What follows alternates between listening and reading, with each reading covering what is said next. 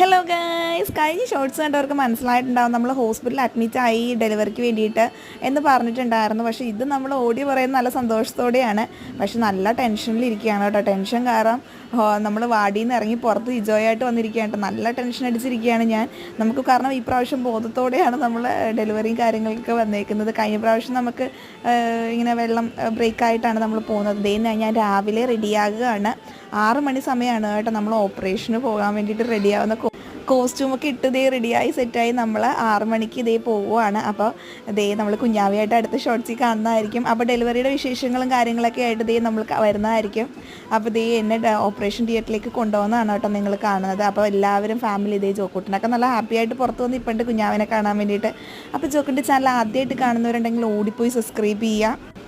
അപ്പോൾ ഡെലിവറിയുടെ വിശേഷങ്ങളും കാര്യങ്ങളും കുഞ്ഞാവയൊക്കെ ആയിട്ട് അടുത്ത ഷോർട്സിൽ കാണുന്നവർ ബൈ ബൈ, താങ്ക് യു.